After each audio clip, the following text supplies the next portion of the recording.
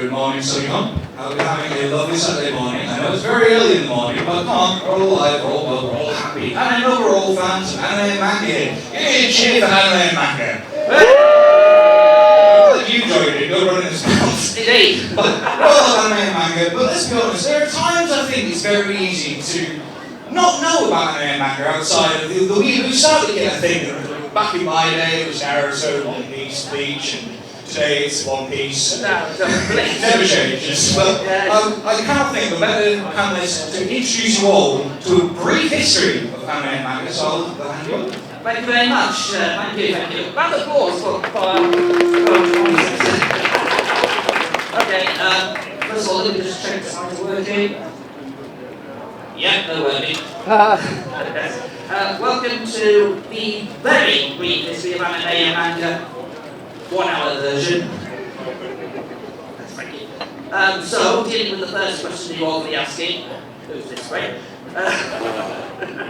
Yes, my name is involved by working in two main areas: anime and manga, glorious people, happy, supportive, caring of all kinds of minorities, and British comedy, none of those things.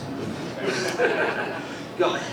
But in my anime and manga expertise, I write for the website Anime UK News. I used to be the manga critic for a magazine called Maya, but in my field of anime and manga criticism, I like to think that we ask the important questions, the questions that desperately need answering. Like, for example, is the order a rabbit? Do you love your mum and her 2 little nose? And is it not to try to pick up girls in the dungeon? The answers to those questions being, depends what's on the menu, yes, but my mum doesn't know any such attacks, and depends whether or not they're consenting or gay with it. But we're actually going to begin with the origins of manga. And we're going way, way back. We're going 1,000 years back to something that the Japanese invented, the novel. The Japanese, this is the tale of Genji, invented around, it was written around in the 1100s. Very long, dense novel this is. And I think it's about 1,000 pages in the English edition. I've tried reading it and oh my word, it's a very dense book. If you wonder how dense it is, there is again a sex scene in this manga, and I completely missed it. I completely failed to notice there was any such scene. But in terms of actual anime manga drawings, we get around here. This is a work of Hokusai, the great artist, who it wasn't any sort of plot with his drawings. It was just random little funny sketches. But I think it's remarkable that this the manga, one of the first manga artists, was the same man who did that. It's the same bloke who painted possibly the most famous drawing in all of Japanese history. But it wasn't until like the 19th century when Japan started opening its borders after a long period of self-isolation. For many centuries, Japan didn't allow any foreigners into the country. But when they eventually expanded, it was partly the British who ended up helping to make manga what it is. Because, first of all, there was this, which was Japan Punch. It was basically a Japanese version of Punch magazine, which was a long-running cartoon comic series. And eventually, after that, the Japanese started making their own manga and comics. There was this, there was Hokusai, sorry, I can't read. It's a bit difficult to read when you're standing on a side angle like this. Tokuzu and Mokuromi's Tokyo Trip, that was one of the very first manga with an actual story telling a tale. Like that. And then eventually get to this, Kotsuno Shanshin, which is the very first ever anime feature film. Well, no, not feature film, short film. And by short film, I mean 4 seconds long. You can actually watch the whole of this on Wikipedia. You just go there, click on an image, and you'll just see this boy writing on the back, taking his hat off, dropping the end. That was the very first anime that ever was. In terms of the first ever anime feature film, it was this, Momotaru Sacred Sailors, a film which does have its problems in that this was written in 1945. So, the very first Japanese anime feature film was wartime propaganda aimed at children. Yeah. Not the most auspicious start, to say the least.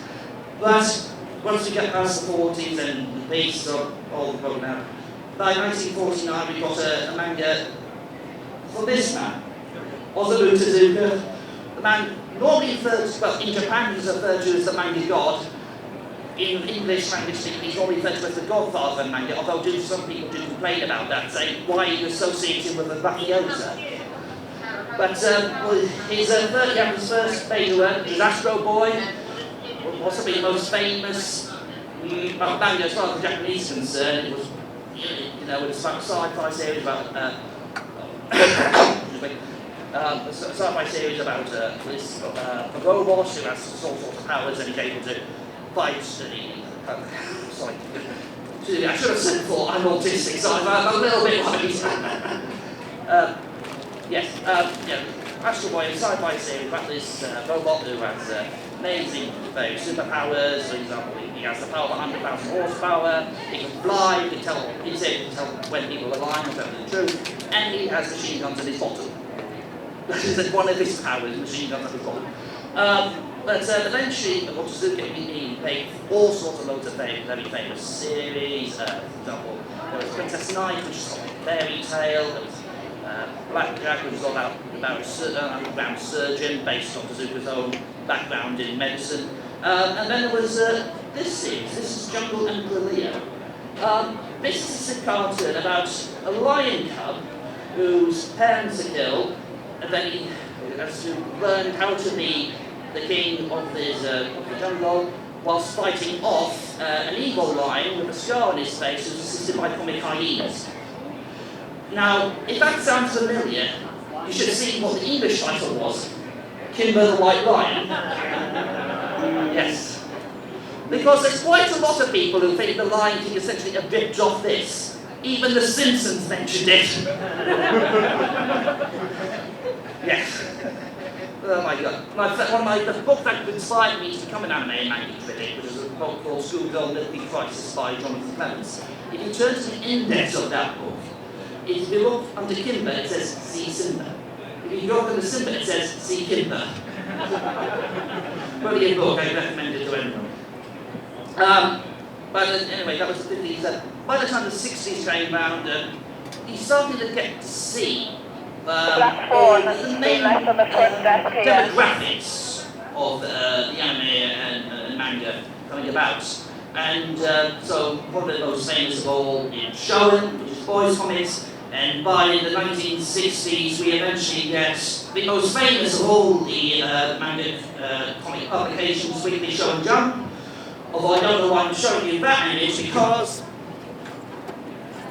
I've got the actual comic with me. Yeah, I have got, and if you've never seen it before, this is essentially like the nerdiest Argos catalogue. There's just full and full and full of all the countless comics you'll ever need. And, wow, but it is the comic that has produced the most famous manga around, you know. And, you know, very famous examples covering all sorts of subjects. You've got subjects like pirates, ninjas, superheroes, spies, what somebody's trying to do at the Anime Room 101 panel. Somebody did try and get rid of My Hero Academia and they won't. Rightly called them out on it. Yes, rightly called them out. We also got some martial arts stuff. We have burglars. We have people dealing with all the dead bodies afterwards. We have volleyball. Sports. And of course, trading card games by an artist who went out in the most showing way imaginable because the man who created Yu-Gi-Oh! Died to save someone from drowning. That is how you go out as a manga artist, I say. Rest in peace, mate. Rest in peace. Yes. I mean, all of these great series, you've got One Piece, you've got Dragon Ball, you've got Death Note, and all these wonderful series from Weekly Shonen Jump, and as well, the work of at least 3 people convicted of well, self-defense is... Oh my god. That's what happened to Torrico. Oh dear. And also, I mean, the man... Yes, I've got a point to say. I mean, the man who did that, there's a new anime of that one in the middle coming out. I mean, you mean that's like finding out that Gary Glitter has got a new album coming out. You don't know. I mean, he is a child sector, and he was all that, not drawings, I mean actual children. He is awful, don't read this, don't read any of those three. Awful people. But if you want to read any of the stuff, you know, that is from Show and Jump, you know, there's it's all been released in English. It's all been released in English by a company called Biz. And oh, hang on, wrong Biz. There we go. Right, there's the Biz. Shame, because it would have been better if it was the British Geordie adult comic book. You know, who doesn't want to see Sister Sex is going to be the hentai? Or watching the man that's had a reporting on an attack from Godzilla. Or the fat slags taking up the, you know, that native audience thing, but stuff from the local chip shop. Well, actually, they did do that. That is a actually, I think we'll let get rid of that before everyone plays in marketing. But yes, for year 24, that's the next big movement. These were women, mainly women from, well, the year 24 movement was referred to, it was supposed to have been born in the year 1949, which was the 24th year of the Showa period, that was the reign of Emperor Hirohito. And these were women who were creating what we refer to as shoujo comics, certainly anime girls, all girls. There were some, quite a lot of these are not yet being released in English, but there are some that are available. One not available in English is this one, Wata no Kuna Hoshi. This is quite significant because this is one of the first to introduce the cat girl as a character, as a concept. So this is quite interesting in that regard. So this it's one there is the Volcan from Moto Hagio. This is a vampire story, and one of the first examples of what's called show and eye, so like gay romance. It ultimately what led to boys love Yari, the more adult version of the male homoerotic written by women. And possibly an Australian example of this, rated year 24, the Rose at First Sight, recently all released in hardback. It's comics set during the French Revolution about a woman called Oscar, grown up, who's basically raised a man who becomes a member of the French Royal Guard and has to look after Marie Antoinette and gets involved in all the intrigue that leads up to the French Revolution. There were other stuff by that artist, Rico Ayakila, which I personally would like to see brought out in English. There's a series actually created called Dear Brother. It is available on anime on DVD in America, but it hasn't come over here yet. That personally interests me, mainly because as somebody from Teesside, I'm from Scotland around that way, Middlesbrough around that way, and there is one background image as a Teessider that definitely intrigues me. Buttercock! Not so much your move creators, are we, Ian Doyle? But one of them, yeah. I just like that background image. But of course, in the 1970s, there were other women who were also getting into the shoujo side of things, so women creating boys comics. Such as this woman, Kiko Takahashi, who created all many of these great series here. You were like probably the most famous about martial artist who fell into a cursed pond and thus ended up. Whenever she gets slashed with cold water, he transforms into a girl and has to crawl himself with hot water to turn back into a man. Inuyasha, one of the first missing life stories. Other people around in the 1970s writing stuff. This man, Ijai Matsumoto, who was a pioneer of sci-fi and space opera stuff, like Captain Harlock and Space Battleship Yamamoto, big influential sci-fi series at the time. And there was also Go Maggie, who created this series back in Magazine Z, and it is Z, by the way, not Z. The Z is pronounced in the anime Zeto, so it's closer to the British one, so I think we're validated. But this is one of the very first mecha stories, which came about in 1975. I think I'm no problem on that, even if I am the one doing that. But yes. this was one of the very first mecha series, the idea of a person entering into a a person controlling a mecha suit and fighting the bad guys. But it was mainly what we would refer to as a super robot series, one which there's no real scientific explanation as to how the robots are powered. Unlike, but we eventually ended up developing into something else, which was Mobile Gundam, which came out in 1979. Possibly the most influential sci-fi manga series around, possibly in terms of longevity, you know. But there's still various reincarnations of that going to this very day. Oh, yes. Fun fact: the original anime run bombed. Yes, you're right. You're absolutely right. Yeah, when Mobile Suit Gundam originally began as an anime, it completely tanked. And it wasn't until I think it was people buying the merchandise. It was women writing fan fiction. Yes, the movie trilogy also came. It was women writing fan fiction. Yeah, people writing fan. It was basically the fans who made this popular, and it's the fans who still make it popular to this day.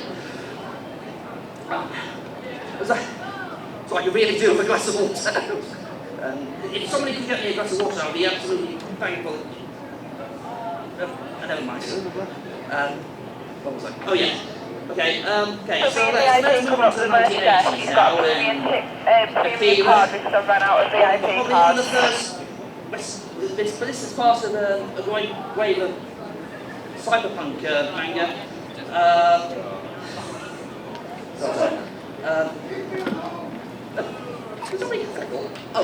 Thank you. Akira, one of the probably was adapted to one of the most famous anime feature films ever. That iconic bike slide scene that's weapons in the walls. Oh, thank you! Oh, thank you very much. Yes, just pour it in there, Thank you, Miss Anne. Picked up at Tesco's. Thank you very much. Yes, applaud that man! Thank you. Yes, of course, in terms of cyberpunk anime, we also had cyberpunk anime films. We also had Ghost in the Shell, one of the other great sci-fi anime films, and also one of the first to suffer from a recurring problem in the anime manga. Oh, yeah. You got me water as well. Thank you, that man as well. Thank you. And you open this up. There we go. Thank you very much. And as I said, Ghost in the Shell is a series that was one of the first to suffer from a recurring problem in the anime manga industry, which is suffering from terrific Hollywood adaptations. Yeah, avoid. Yeah, general rule of thumb, if it's an anime that gets adapted by the Americans, stay clear. Yeah. But also in the 1980s, there were other stuff, there were other films that were coming out. For example, there was a story about a film director who was visiting Wales during the time of the miners' strike. And it was whilst he was watching the strike in the 90s, he was inspired to come up with a similar story about a group of miners who came across something magical. And the magical thing that they ended up finding was a castle in the sky. This was high on exactly, and the music castle in the sky, which was one of the first Studio Ghibli films. And Studio Ghibli, the most famous anime studio in the world, undoubtedly, and great to, or so many great famous films that we obviously to follow For My Name Totoro, which I personally think is the best anime feature film around. But there was also, several recurring themes in Studio Ghibli films, films like environmentalism and pacifism, which was particularly interesting regarding pacifism, regarding that one of his films is about, when rises, about a man who designed an aircraft used during World War II by the Japanese. There's also, not the only film about the war, but it did also create The Fireflies, which is basically children suffering the harrowing conditions of war. And there were some other odder films too. I don't know if you've ever heard or seen Pom Poko. Yes, on Pogo, a film which features tanuki raccoon dogs who have the power to shapeshift, so they can take various guises, and then there's the males who have the ability to change one part of their body in particular, which is their, how do I say this? Let's just show it. Yes. Giant raccoon ball. There's a policeman being pushed to death. And this is a PG film. Great balls of fire? Great balls of fire! Hey, thank you. But yes, but also, yes. Oh. How long can I show this before somebody complains? Oh no, I've already got 3 bottles of water. Thank you, thank you. Thank you, thank you. Army of balls, thank you, thank you. He's going to have a bathroom break. But anyway, also in the 1980s, there was like martial arts series, we had shows like, oh, what is the long way? Come on, come on, come on, move, work! There we go! Yes, JoJo and Dragon Ball. JoJo's Bizarre Adventure, you know, they talk about beef cakes. These guys are so massively more like beef wedding cakes. Oh my word. JoJo's Bizarre Adventure took the cake. The The cake was made of Dragon beef. Ball, of course, one of the most popular magazines around, loved and adored. Just one word of caution, avoid American live-action adaptations. Avoid, avoid, avoid! I mean, we wouldn't have Super if they didn't do it. He said it. This is not gonna be my legacy. And he came back because of that movie. So thank that movie for something. Okay, well, thank you. And now I would like to make a personal observation, okay? This is a brief done. Recently, a few months, I've been having the endoscopy, okay? First stomach complaint. What's been happening, so I've been having trouble swallowing food, stomach acid, that sort of thing.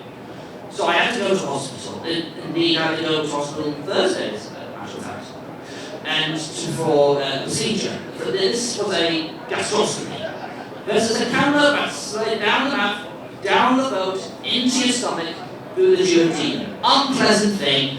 It's, but, you know, I found out what's wrong with it, but it is, you know, rather invasive. You know, it's not the thing I would recommend for pleasure. But the reason I bring this up is this. If you were to take a gastroscopy and you were to team that up with a colonoscopy, and if you're feeling rather adventurous, perhaps a bit, then you too might be able to experience what it's like being a character in 3 things. Wow. 1, write what you know. 2, there was no way I was going to do a talk about the history of anime and not bring up this subject. And 3, it turns out it's a lot more gassy than you think. Telegraph had it right. Seriously, yes, the Telegraph did bring me that film, right? And apologies for anybody who was underrated. But yes, but, you know, it is what it is. But, oh my God, what was in my stomach, oh my God, and the amount of burping I did during that medical. You know, I've never come up in this. Nobody burps, nobody farts or anything. But seeing as how we're covering this tone, we might as well discuss, because there are also stories of a slightly more adult nature, but you have things like stuff for the gay couple. So you have like Yuri, which is lesbian fiction. You have Bara, which is more for gay fiction, but then from basically more your leathery thing. And then of course you have Yari or Boys Love, which is one of the most famous of all the gay subgenre. There's various examples of this genre. One personal interest for me, I did ask people to ask if there was any particular readings they wanted to do, and somebody asked me to read from Biston. This is a 1980s novel, I know Kasami, a sci-fi, the Yari series, and I have the book with me here. So I'm just reading, don't worry, there's nothing blue, there's nothing more than to read. So I'm thinking, okay. But basically the character Ricky is the one on the right, the one with black hair. He's going for a job interview. Saying, the man gazed at Ricky from the same poker face, not inviting him to take a seat on the sofa. Name, Ricky. Age, almost 16. And Abort, that reading abort. was requested by a Mr. P. Schofield. Come on. But for me, more interesting than this is the setting of this story. It's set, like I said, it's set on this sci-fi alien planet. And Vicky the character on the right, the black hair, he comes from an area which is very, very poor. What happened was, 7 years ago, they decided, no, because it's fun by a world government. They said, no, we've had enough of this, we want to go our own way, we want to be totally independent. And they said, well, okay, well, if you want to go independent, we're not going to give you any help, we're not going to give you financial support or anything. They said, no, we're going on our own, we go. And they go on and they completely screw themselves over. There's massive poverty, absolute ruin, and everything. Which I think is fascinating. I mean, could you imagine, like, some place or a country leaving an organisation full of other countries, losing some votes, in search of our own Brexit joke? But anyway, you're also coming up in the 80s and 90s. You had other great creators. You have, for example, this is Junji Ito, the great Japanese master of horror with stories, about Uzumaki, which is about slime, yes, Jin Uzumaki, yes. And you have Gaio, which is about fish coming out of the sea, metal legs, letting off a lethal gas, and then you have cat stories. Yeah, master of horror and meow. Yeah, it's a very diverse range. Other people, you have Makoe Uzokawa, who created Master Keaton, about a Japanese-English archaeology professor, come insurance program trying to solve mysteries. You also have 20th Century Boys, which is a great sci-fi thriller story. Pluto, which is like a reworking of Astro Boy. All sorts of things coming up. And it's worth mentioning Astro Boy because in 1989 we did lose Suzuka, he died that year. But also in 1989 we did have other creators rising up. For example, 1988 was the debut work from these women, Clam. Clam. Yeah, Clam. Or as I prefer to think of them, my first book. That's my... Yes, I did write a book, entire book about Clam. And whilst it says here, signed copies sold by Geek Hall and Sea Traders area, they didn't bring any along, unfortunately. Which also screws things up because I always wanted to give one in the charity auction. Oh well. Obviously mail it. What? Like, say you'll offer it, but you'll mail it. Yeah, well, if I can mail it, I will see what I can do. But anyway, like I said, Clamp, they did introduce loads of different... One of my favourite manual artists, because they did create all sorts of different works during the 1989. Their first work with Vader was this fantasy based on ancient Greek Vedic myths. But the most famous work, of course, Starcap Sakura, which in my personal opinion is the my personal favourite of all what they call the magical girl genre of anime, which is weird because most people bang on about this one. Don't get me wrong, I admire any show that's able to crowbar 5 minutes of animation just for the transformation sequences, okay, like I said, minority.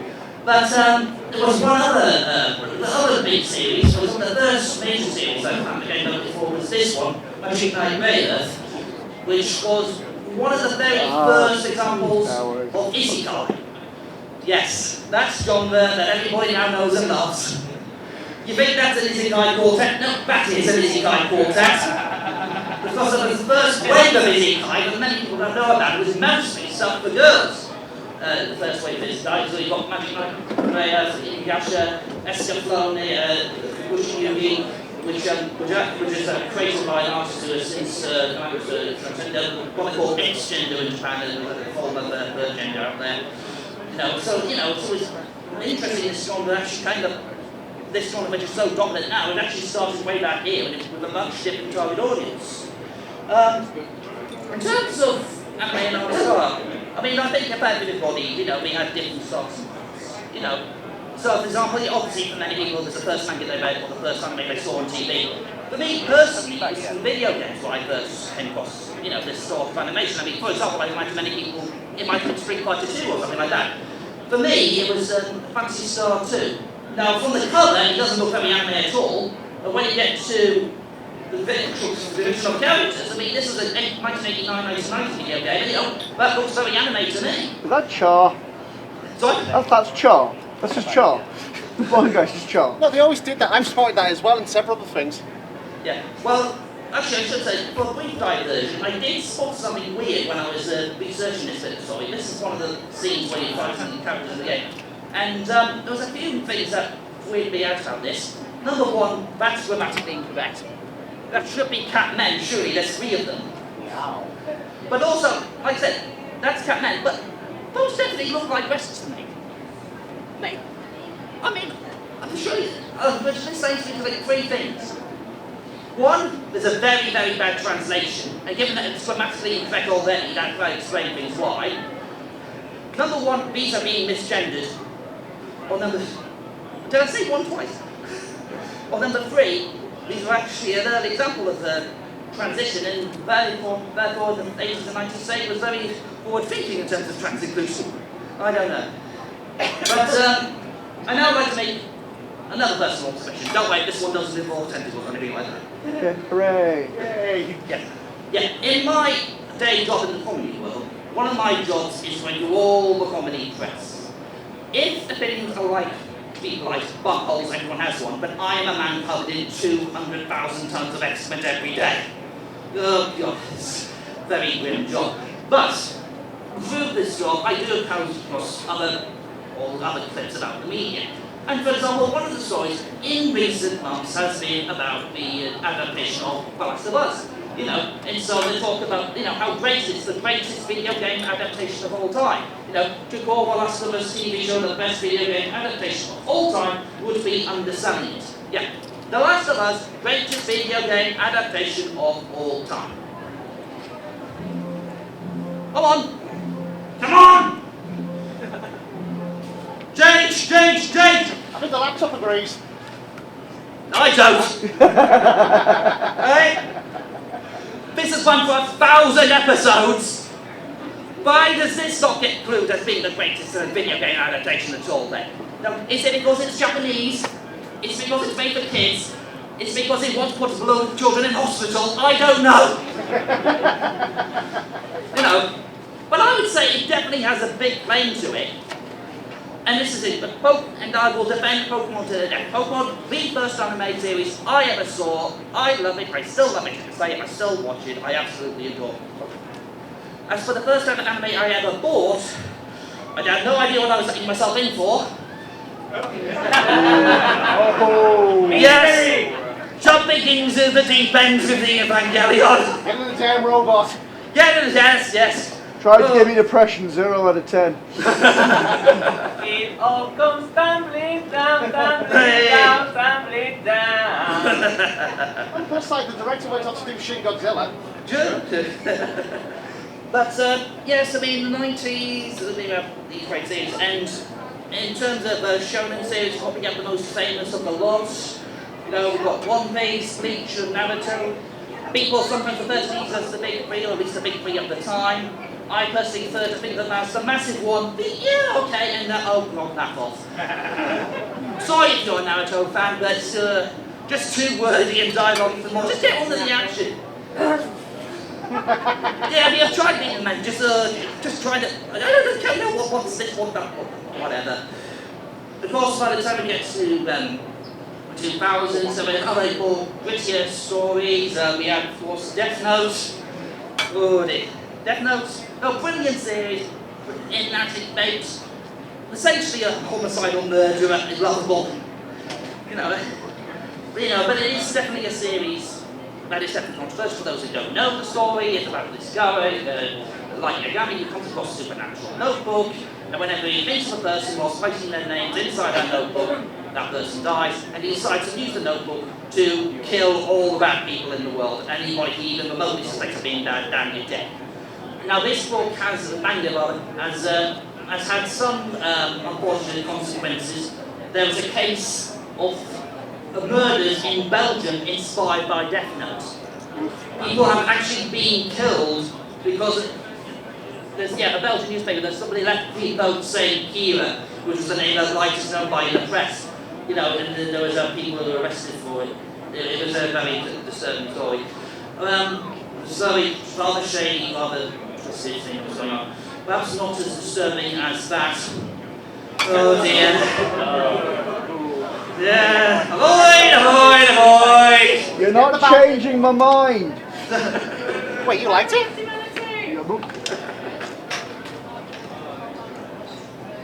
Take your Band-Aid off. But Yes, I can't. Yeah. Like I said, I mean, Death Note, it definitely is an influential series, But because I think, deep down, if you had that book, there would probably be at least one person.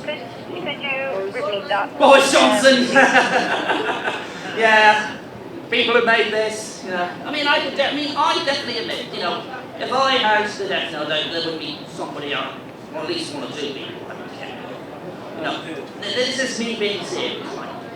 Because I've been in a long-term, long-distance relationship with somebody who is transgender for well over a decade now, and the amount of hate that the trans community gets is awful, and it's disgusting that they get all this stuff, all the drag queens being attacked, and all this stuff that's going on recently, and all the turfs, oh my god, So I wouldn't, it's part of me that would happily kill anybody who would harm the person I love the most, Thank you. You are applauding somebody who's just said, I would have to kill someone. Woo, murder! Yay, murder! Yes, basically I killed this prick. Oh, God. So we can't like to announce murder is illegal? Yes, but Graham Linehan, creator of Father Ted, the biggest... You've got to be joking. Yeah, oh my God! Follow him on Twitter every single hour, it's him, the big transphobic bastard. What is it with my Father Ted box set? Yeah, it is absolutely. If you think J.K. Rowling's bad, he's been banned from Twitter twice for his transphobia. Yeah, I know. Oh my God, he is absolutely awful. No, even worse than Catherine Zombie, even worse than Rowling. He is, just a quick search. He is absolutely the worst Graham Linehan. Mainly he comes from an episode of the It Crowd that he did that somebody played was transphobic. He said it also, and he's basically gone down that rabbit hole deeper and deeper and deeper. Oh my jeez. This doesn't even show the controversy section, but if you go to Wikipedia, you can see it for yourself. I might have to. Yeah, because this is an absolute prick. I absolutely hate it. I hate J.K. Rowling, I hate Catherine Swart, I hate all the turfs, I hate everyone GDU, Spike.com, whatever. So, and on that note, happy LGBTQ Pride Month.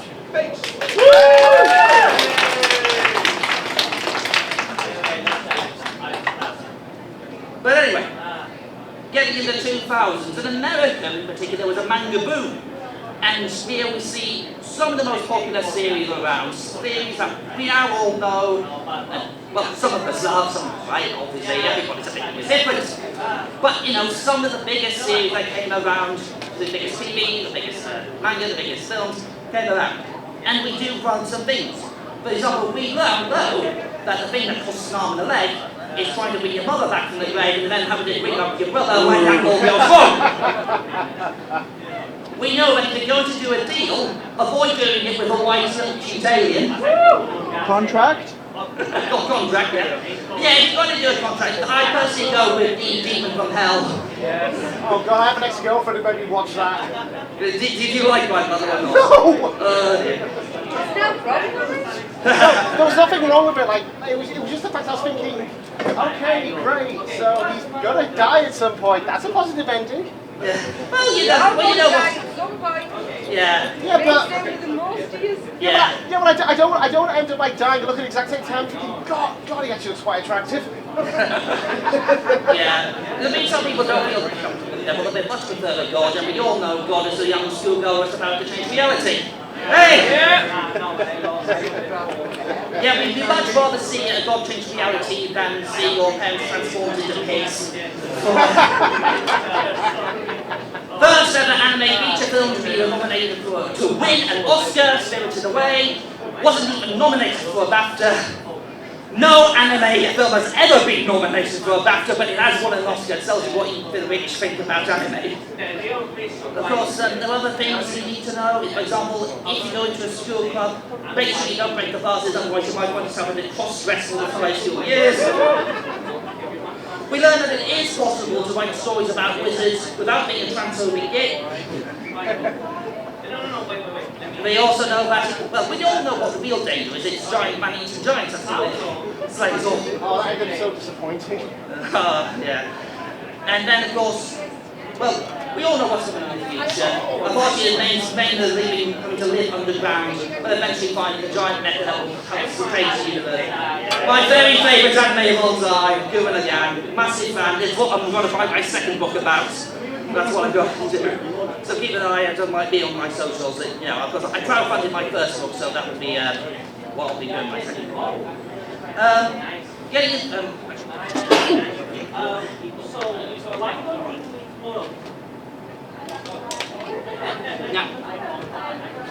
Getting into 2010s. What? Sorry? There we go. Yes, getting into the 2010s, there were some certain genres that come up that's notable in particular. But it actually kind of starts with an actual person, this guy. You might not know, this is a man called Joe Ottogari, who was an actor in the live action series Kamen Rider. It's a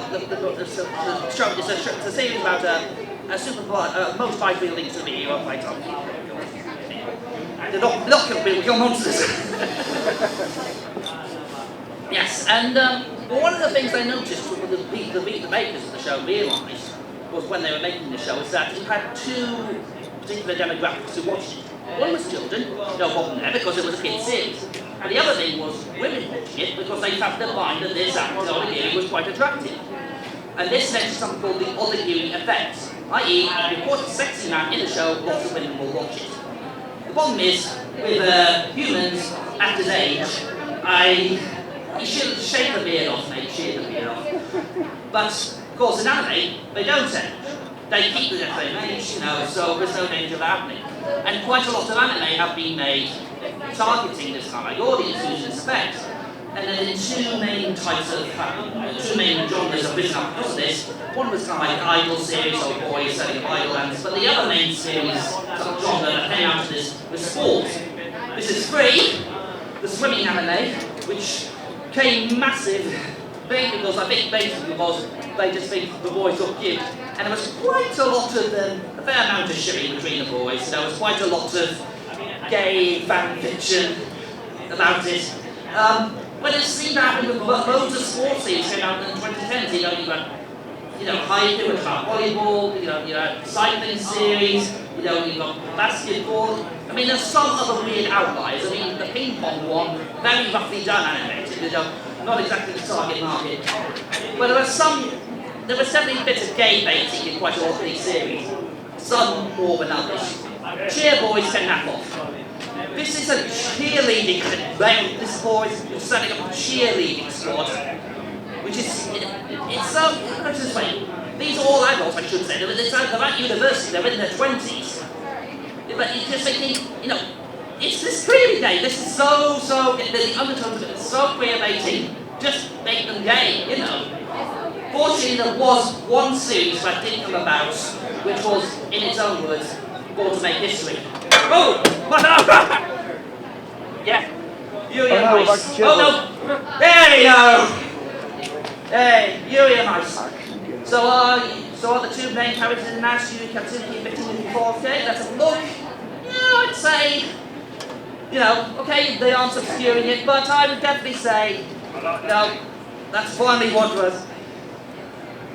But of course it's not just male characters, you know, there's all sorts of them. Female characters in sports series, you know, for example, this is Bernie Wing. Hey! The series I went, how do we make golf more exciting? The Mafia! And then, I lost my husband to golf. I mean, there was others, there's a sports, I used to learn about this, have you heard of this sport that's just come out in Japan called Spogoni? Have you heard about this? No. Spogoni is competitive rubbish picking. If you ever see the Japanese football, the crowds of Japanese football soccer matches after the matches, like at the World Cup, they all pick up the litter after themselves. Basically, it's that, but done competitively. And there's about to start a World Cup this year. The English heats are taking place in Hackney. This is an actual sporting event, and they have made an anime about this to promote it. But of course, you don't even need to have a real life sport in order to make a sports anime. This is Gyozen Panzer. Yeah, the sport set in a world where they kept all the hardware after World War II and decided to use it for the sport of tankery, which is a weird nation that. Oh, sorry, get my notes picked up. You know, but it's. I personally am particularly fond of that series for one scene in one of the OVA, the original video anime. There was a scene where they're camping in the woods and they're talking about starting rations. You know, they talk about, what sort of things people eat, and they talk about luncheon meat. And so they talk about recipes like spam, baked beans and spam, egg, bacon, sausage and spam, spam, baked beans, spam. Yes! And then it comes to these girls dressed up as Vikings in a cafe while singing spam. This is an anime that quotes Monty Python. But however, due to Japanese placement laws, they had to bleep out the word spam every time it got mentioned. So it just sounds like they're swearing all the way through. Which does sometimes go to prove that sometimes censorship can make things funnier, Mr. Please. But like I said, sports anime, one of the big genres that came out during the 2010s. The other one was, of course, Isekai. Sword Art Online, not exactly the most popular series, a series where basically there's only one type of baddie, and that baddie always appears to be rapist. Very, very dodgy in many aspects. I mean, there are other series, like, there was Log Horizon, that one slightly dodgy in a different way, in that the man who created the light novel was caught fiddling his taxes. That's true, he definitely was caught. They admitted tax evasion. But the main thing about Isekai, of course, is the ability of these stories to start the entire plot just in the title. For example, as a reincarnated aristocrat, I use my appraisal skill to raise in the world. As the Demon King's right hand, I am going to rewrite the script. The world's finest assassin gets reincarnated in another world as an aristocrat. What? Life with an ordinary guy who reincarnated into a total fantasy knockout. My instant death ability is so overpowered, no one in this other world stands a chance against me. These are all. I'm not sure that you realise I'm not actually showing you the covers of these series, that's because the titles are more interesting. Although there are some odd isekai that do slip to the net of particular interestingness. For example, there's this one. This is one called Cheat Slayer. And you might notice that some of these characters look very familiar. You know, for example, that guy looks very similar to Kirito from Sword Art Online. There's a reason for this. The man who created this, he made the baddies in his stories the heroes in other isekai. Nice. And basically, all the other creators said, you can't do that. And as a result, this manga holds a record, the shortest running serialized manga ever. It ran for one chapter and then it got axed because of all the copyright issues. However, by the end of the 2010s, by 2019, there came a great note of sadness. Kyoto Animation, created so many great series, you know, like 3 and so many. Violet Evergarden and Kobayashi Dragon Maid. One day in 2019, July, a man went into the animation studio and committed an arson attack, which killed 36 people. The single deadliest attack in the history of animation anywhere around the world. A terrible tragedy. The court case is still ongoing about it. However, the Kyoto Animation series, you never put down a good thing. And they have come back. Kyoto Animation is still frankly going, even after about most devastating and horrible of things that could happen. But I do find to have a garden movie, this story, I'm struck make it a new series. You know, it is such a tragic thing that arson attack ever happened, but it united everyone in the anime community, I think, and you know, you know, we're not going to stand with it. You can get rid of us, but you know, we will fight back. That's the joy of this community. Nothing is going to stop it. So that's coming up to about now, really. So what is next for the anime scene, you know? Well, I think the main genres that have been going around since the 2010s, they're not going to go away. Do we have any Golden Kamuy fans in? Anyone? Yay! Well, you might be interested in this because before he did created Sato created Golden Kamuy, he did a manga about Aison. Interesting thing is that it's got acts up to 6 volumes. But now that Golden Kamuy has become so popular and he's ending it, it's basically returning to this, whereas with an attitude of saying, try axing me now. Yeah. Isekai, that's not going away, but there are some Isekai I think are of interest. This one is about to start. This is Demon City 2099, which is a reverse Isekai, one where a character from another world ends up in ours. So this is basically about a demon lord who, you know, it's been the same 500 years, but when he wakes up, he finds out his master world has merged with Earth's. He wakes up in the year 2099, and he finds out that magic has merged with Earth's engineering. So it's essentially a cyberpunk Isekai series, so all the engineering is powered with magic. Is that going to get a crossover with Spider-Man 2099, is he? I don't know. But there's only been 3 novels so far, but they are published by Yen Press, and I have read them, and I do think they're not really good, personally speaking. Mecha, that's not going, indeed Gundam's not going. Gundam's still going, that's still going very strong. Stupid Ghibli, that's not going anyway. This is How Do You Live, which is Hayao Miyazaki's latest film that's coming out soon. I don't know how it ends, but I'm presuming it's going to end with Miyazaki retiring for the 8th time. Yeah. You can't wait, says, I'm retiring, no, I've got a new thing. I'm retiring, no, I've got a new thing. Retiring, no, I've got a new thing. Just stop. Show and Jump, that's not going away, that's still cranking out great hit series. Spy Family, Demon Slayer, still massive popular shows that are still coming out. The Show and Jump volume I showed you before, the cover of this one, it's a new manga that's coming out soon in English.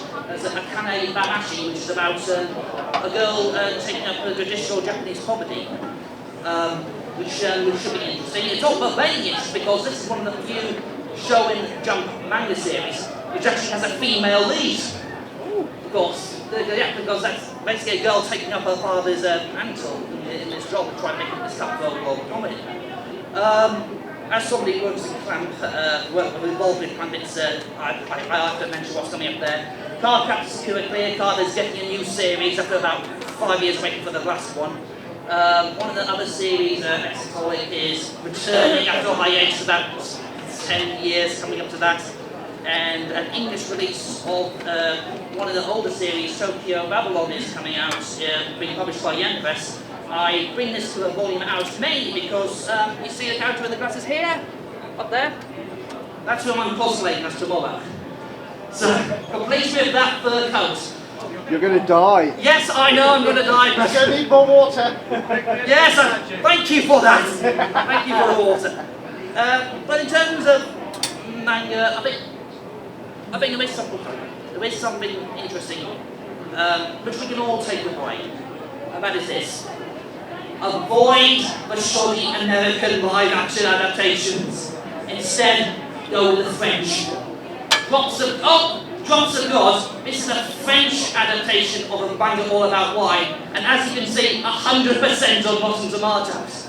We've finally made a good live-action adaptation. Where do you go, France? No, it's not. You can watch it in English. It's available on Apple streaming service. So this is actually finally a good one you can finally watch. I just want to say thank you. Thank you to everyone. And thank you for water. Sorry if I get a bit nervous or anything. But yeah, thank you. Ladies and gentlemen, I know you just gave him a round of applause, but please give him another big round of applause. Thank you. Thank you. Thank you very much. In usual weather, saying with peer review, you need to have bad taste, you must first have no taste. And thanks to you, we all know you have bad taste now. Yes. That's the way to lie.